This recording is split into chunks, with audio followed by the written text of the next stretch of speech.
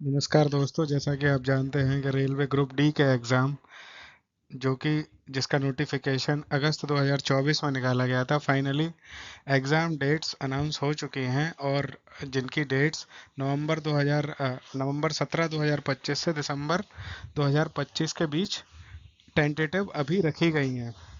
अगर आप देख सकते हो रेलवे ग्रुप डी के बारे में डिटेल्स ऑफ द नोटिफिकेशन यहाँ पे दी गई है। नोटिफिकेशन अगस्त 2025 में आया था। एप्लीकेशन आपका स्टार्ट हुआ था फरवरी 22 2025 से मार्च 1 2025 के बीच में। उसके बाद एग्ज़ाम्स डेट अगर आप देखोगे तो नवंबर 17 2025 से दिसंबर 2025 तक रखी गई हैं। ये डिफरेंट डिफरेंट चरणों में एग्ज़ाम होगा और एक दिन में कई शिफ्ट में एग्ज़ाम होगा। तो आ, जो क्वेश्चंस हैं वो हो सकता है रिपीट्स भी हो जाएं, कई बार हमने ऐसा देखा हुआ है। या सेम पैटर्न पे एग्जाम रिपीट हो सकता है, उसका क्वेश्चंस रिपीट हो सकते हैं। तो उसका अपन ध्यान रखेंगे। आज आज इस वीडियो बनाने का पर्पस सिर्फ इतना सा है कि आपको क्या डूज एंड डोंट्स, जो आप एग्ज़ाम की प्रिपरेशन कर रहे हैं उसमें आपके क्या डूज होने चाहिए, क्या डोंट्स होने चाहिए, उस पर आप ध्यान रखेंगे। राइट, तो ये हमारा ग्रुप डी एग्ज़ाम से रिलेटेड आगे हम इंफॉर्मेशन आपके साथ शेयर करने वाले हैं। तो अगर आप सबसे पहला पॉइंट जिसमें ये है कि ignoring the exam pattern and syllabus. आपको एग्ज़ाम पैटर्न और सिलेबस को किसी भी तरीके से इग्नोर नहीं करना है। अगर आप देखेंगे आरआरबी जो कंप्यूटर बेस्ड टेस्ट है उसमें चार मेन हेड्स में एग्ज़ाम होता है। अगर आप देखेंगे तो general science, mathematics, general intelligence and reasoning and general awareness and current affairs. इसके इसके करस्पॉन्डिंग आप इसके number of questions and marks भी देख सकते हो। जनरल साइंस के 25 क्वेश्चन 25 मार्क्स, मैथमेटिक्स के 25 क्वेश्चन 25 मार्क्स, जनरल इंटेलिजेंस के 30 question 30 marks, general awareness and current affairs जो कि आरआरबी का एक इम्पॉर्टेंट पार्ट है। आरआरबी के सारे एग्जाम्स में उनको general awareness and current affairs पे फोकस रहता है, तो इसके लिए भी उन्होंने 20 मार्क्स का वेटेज इसको दिया हुआ है। इसके बाद अगर हम चलते हैं प्रिपरेशन के नेक्स्ट पार्ट पे, तो आपको स्टार्ट ऑफ योर एग्जाम से आपको ना मॉक टेस्ट और प्रीवियस ईयर्स के क्वेश्चन पेपर्स को विशेष रूप से ध्यान देना है। इस पे अगर आप देखोगे तो जो आपके डूज हैं उसमें practice full length mock test. हमेशा आपको सारे जितने भी आप मॉक टेस्ट में अपियर हो रहे हो, किसी भी प्लेटफॉर्म के ले रहे हो आप मॉक टेस्ट, उसमें आपको फुल लेंथ मॉक टेस्ट पे स्पेसिफिकली ध्यान देना है। भले आप अ, एक एक पॉइंट के लिए आप जो सब्जेक्ट वाइज या उनके हाफ लेंथ एग्जाम या कोई स्पेशल टॉपिक वाइज अगर आपके कोई टेस्ट हैं वो अगर आपसे मिस भी हो जाते हैं तो चलेगा, बट आपको फुल लेंथ जितने भी मॉक टेस्ट हैं उस पर विशेष ध्यान देना है और उसको किसी भी कीमत पे आपको छोड़ना नहीं है ना। इसमें आपको क्या नहीं करना है, वो आप अपने प्रिपरेशन को विदाउट रियल टाइम प्रैक्टिस आप उसको जज नहीं कर सकते हो कि आप कहाँ पे हो। Time management is your key to success in this type of examination. ठीक है, और मॉक टेस्ट जो है वो आपको रियल टाइम एग्जाम का एक्सपीरियंस देता है और आपको एग्जाम के टाइम पे होने वाला जो भी प्रेशर है उसको सोक करने की कैपेबिलिटी आपको देता है। ठीक है, इसके बाद अगर हम चलते हैं तो नेक्स्ट हमारा जो पॉइंट होना चाहिए वो, आप एक सब्जेक्ट पे फोकस होके प्रिपरेशन अपनी नहीं करोगे। राइट, तो यहाँ पे जैसे अगर आप चलते हो तो आपको क्या करना चाहिए, तो इसमें यह है कि बैलेंस ऑल सब्जेक्ट्स। जैसा कि हमने देखा था कि आपका जनरल साइंस भी आ रहा है, रीजनिंग एबिलिटी मैथमेटिक्स भी आ रहा है, तो उसमें आप मोर और लेस सबका वेटेज सेम है।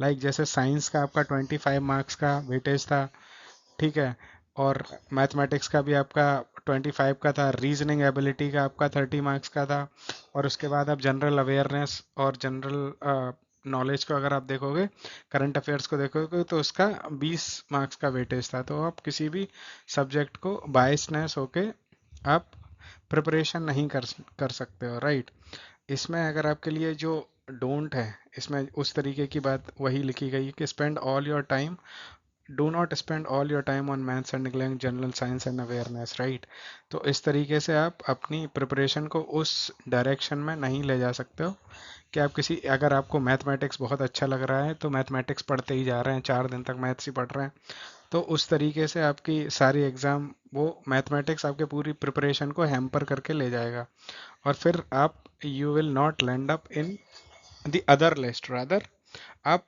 फेलियर वाली लिस्ट में आ जाओगे। तो इस चीज़ को आपको अवॉइड करना है, ठीक है।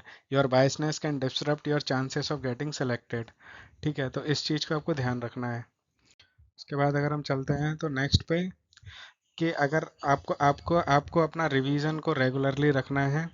इसमें अगर आप देखेंगे तो ये keep a revision plan for important formulas, GK facts and concept. तो अगर आप देखोगे कि तो जो जीके है उसके लिए आपको फैक्ट्स पे स्पेसिफिकली ध्यान रखना है। तो फैक्ट्स एक ऐसी चीज़ है जो आप स्किप हो जाता है, स्लिप हो जाता है दिमाग से। तो इसको अगर आप रिवाइज करते रहोगे तो ये फैक्ट्स आपसे नहीं जाएंगे, ठीक है। और इसमें आपको क्या नहीं करना है कि आप keep learning, don't keep learning new topics up to the last minute without revising old once.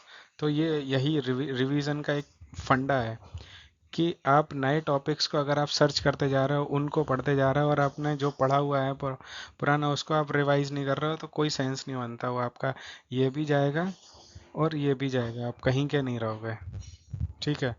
वो वाला सीन हो जाएगा कि घर का ना घाट का, उस तरीके से, ठीक है। और इसमें अगर आप देखोगे तो revision keeps your brain functioning as per the exam point of view. तो जैसे आप रिवीजन करते हो तो आपका, और आपका एक रिवीजन चल रहा है एक तरफ से, दूसरी तरफ से आप अपने एग्जाम को भी उस चीज़ पे रखे हुए हैं। तो आप जो रिवीजन करते हो ना, तो आपका दिमाग उस तरीके से फंक्शन करता है कि जो मैंने चीज़ रिवाइज करी है वो एग्जाम में किस तरीके से आ सकती है, ठीक है। तो ये इस पॉइंट का कहने का मतलब यही है, ठीक है। Revision will increase your confidence and reduce anxiety. Anxiety आपको मतलब हर किसी को होना बहुत ही बेसिक सी बात है, कि जब कोई एग्ज़ाम की प्रिपरेशन करता है तो उस टाइम पे उस पर एग्ज़ाम को लेके एंग्जाइटी धीरे धीरे धीरे धीरे धीरे बिल्डअप होती रहती है। तो जब अगर आप रिवाइज कंटिन्यूस करते रहोगे तो आपको वो एंग्जाइटी से भी आप रिलैक्स्ड रहोगे, ठीक है। आपका टाइम मैनेजमेंट भी अच्छे से हो जाएगा, क्योंकि अगर आपको चीज़ें टिप ऑफ द टंग पे हैं तो आप जैसे ही क्वेश्चन देखोगे उसको तुरंत के तुरंत मार्क करके आगे बढ़ जाओगे, तो वो आपका टाइम मैनेजमेंट भी कर लेगा, ठीक है। और आपकी एसेंशियल स्टडी स्किल्स को भी वो इम्प्रूव करता ही है, ठीक है। उसके बाद अगर हम आगे चलते हैं तो जब once you are in the exam hall, तो ये चीज़ आपको नहीं करनी है कि आप किसी भी क्वेश्चंस को ब्लाइंडली गैस कर रहे हो, क्योंकि ये एग्ज़ाम जो है वो 1/3 आपको नेगेटिव मार्क्स भी फैच करेगा अगर आप कोई भी एक इनकरेक्ट क्वेश्चन को अटेम्प्ट करते हो, राइट। जैसे कि आप देख सकते हो यहाँ पे करेक्ट आंसर पे आपको +1 मार्क मिल रहा है, इनकरेक्ट पे आपको -1.3 मिल रहा है, ठीक है। तो अगर आप अगर आप 3 क्वेश्चन गलत करोगे तो आपका एक जो एफर्ट है वो आपका नल एंड वाइड हो जाएगा। तो आपको इस चीज़ का भी ध्यान रखना है, ठीक है। तो यहाँ पे एक एक एक और चीज़ होती है जो आपको ध्यान रखना है, कि अगर आप ऐसी सिचुएशन में फंस गए जहाँ पे आपको ब्लाइंडली गैस करना है, तो आप उसमें भी एक थोड़ा सा ट्राई करोगे कि आप एटलीस्ट दो जो ऑप्शंस हैं उनको एलिमिनेट करने की कोशिश करो। जब आपके दो चार में से दो ऑप्शन एलिमिनेट हो जाएंगे तो आप एक गैस स्मार्टली कर पाओगे, या इन दैट सिचुएशन आप 50-50 पे हो, आप सही भी लैंड कर सकते हो, आप इनकरेक्ट भी लैंड कर सकते हो। तो उस सिनेरियो में आप एक गैस वर्क चला सकते हो, लेकिन ब्लाइंडली आपको गैस नहीं करना है, ठीक है। Randomly guess answer, remember there is a negative marking. तो इस पॉइंट को आपको ध्यान रखना है टाइम पे, ठीक है। जब आप एग्जाम हॉल में हो तो जब जो पैनिक की सिचुएशन आती है वो उस सिचुएशन में आती है कि एग्जाम पेपर बहुत ही लेंदी आ गया है, या कुछ ऐसे क्वेश्चंस आ गए हैं जो पता ही नहीं है। अगर ऐसी सिचुएशन में है तो आप इस तरीके से समझो कि जहाँ से आप प्रिपरेशन करते, जिस पाथ से आप आ रहे हो, बाकी सारे भी उसी पाथ से आ रहे हैं। तो आपको उस टाइम पे पैनिक नहीं होना है, आपको बिल्कुल काम रहना है, कूल रहना है, और क्वेश्चंस को केयरफुली रीड करना है और अपने टाइम को वाइजली मैनेज करना है, ठीक है। आपको क्या नहीं करना है, वो आपको एंग्जाइटी में नहीं जाना है, क्योंकि अगर जब जैसे हमने अभी पहले देखा कि anxiety can रूइन your months of preparation. आपने जो भी किया, fear of failure kill all your confidence and push you in the same cycle of preparation. तो आप वापस से उसी साइकिल में फिर से फंस जाओगे। आप यहाँ से चले थे कि हम इस डेट से अगस्त 2024 में आप आपके पास ये अपॉर्चुनिटी आई होगी, आपने सोचा कि अभी जब भी एग्ज़ाम होगा हम इस साइकिल से निकल जाएंगे, लेकिन अगर आप फेलियर में एंग्जाइटी में जाओगे तो आप इसी साइकिल में घूमते रहोगे, आप कभी भी इस साइकिल से बाहर नहीं आ पाओगे। ठीक है, तो ये चीज़ को आपको ध्यान रखना है। जैसे कि एक बार मंडेला जी ने कहा था कि courage was not the absence of fear but the triumph over it. तो जो साहस होता है ना, वो आपके डर की कमी नहीं होता है। जब आप उस डर को हरा देते हो तो उसको आपको करेज बोलते हैं। ठीक है, तो ये चीज़ अगर आप इस कोट को भी आप याद रखोगे तो आपको एग्ज़ाम में एक सहारा मिलेगा। ठीक है, आपको कॉन्फिडेंस मिलेगा। ठीक है, दूसरा ये है कि इस एग्ज़ाम का एक दूसरा पार्ट है, जब आपका सीबीटी कंप्लीट हो जाता है तो फिजिकल एफिशिएंसी टेस्ट। ठीक है, ऑल्दो ये एफिशिएंसी टेस्ट जो है वो आपके लिए क्वालिफाइंग टाइप का है, इस पे आपको कुछ नंबर नहीं मिलेंगे, लेकिन ये भी आपके लिए इम्पोर्टेंट है। तो आप जब प्रिपरेशन कर रहे हो तो उसके साथ आप एक काम और भी कर सकते हो कि आप अपने हेल्थ को लेके भी थोड़ा सा फोकस कर सकते हो, जो कि आपको दोनों चीज़ों से आपके मेंटल हेल्थ को और आपकी प्रिपरेशन को स्ट्रांग बनाएगा, तो वहाँ से भी आपको एक कॉन्फिडेंस गेन होगा, तो आप इस चीज़ का भी एक ध्यान रख सकते हो। इसके बाद जैसे कि मैक्सिमम लोग क्या करते हैं कि जो एग्ज़ाम की प्रिपरेशन है उस प्रिपरेशन के दौरान वो वेट करते हैं कि चलो अभी एग्ज़ाम अभी डेट नहीं आई है, या अभी एग्ज़ाम इतने दूर है 2 महीने से, कभी अगर हम पढ़ेंगे तो उसके बाद हमारा बहुत अच्छे से हो जाएगा एंड ऑल। तो ये सारी चीज़ों को आपको अवॉइड करना है। जैसे ही आपको फॉर्म फिल कर दिया या आपका कोई गोल है, आप उसके लिए तैयार होके प्रिपरेशन करना स्टार्ट कर सकते हो। Start early and stick to routine. अपना एक रूटीन बनाइए और जितना जल्दी से हो सकता है उससे आप तैयारी कीजिए। अगर आपने अभी तक तैयारी नहीं करी है तो आज हम सितंबर पे हैं, सितंबर से नवंबर तक का एक 2 महीने का एक हेल्दी टाइम है, 60 डेज़ का। आप उसके हिसाब से अपना प्लान बनाइए, टाइम टेबल बनाइए और प्रिपरेशन करना स्टार्ट कर दीजिए। कोई बहुत ही टफ एग्ज़ाम भी नहीं होने वाला है जो कि जिससे क्लियर ना हो सके। ठीक है, don't wait for the notification to start and studying seriously. ठीक है, अब चूंकि ये वाला पॉइंट तो आपके लिए वैलिड ही नहीं रह गया, आपका नोटिफिकेशन भी आ गया, आपका फॉर्म भी भर गया, उसके बाद आपका एग्ज़ाम की डेट्स भी आ गई हैं, तो आप उसके लिए प्रिपरेशन कर सकते हो। ठीक है, एक और फेमस आदमी हैं जिन्होंने एक कोट दिया है, everything is easy when you are busy. Right, इसका मतलब ये हुआ कि आप अपनी तैयारी अगर कर रहे हो तो सब चीज़ें इजी हैं, but nothing is easy when you are lazy. अगर आप अपने काम को लेके फोकस्ड नहीं है, आप कुछ भी नहीं कर रहे हैं, तो आपके लिए कुछ भी इजी होने वाला नहीं है। ठीक है, इसके बाद एक फाइनल टिप हमारी तरफ से यह है कि consistency is more important then your speed. ठीक है, जैसे आप कछुआ और खरगोश की कहानी देखते हो, तो उसमें कंसिस्टेंसी नहीं थी खरगोश के पास।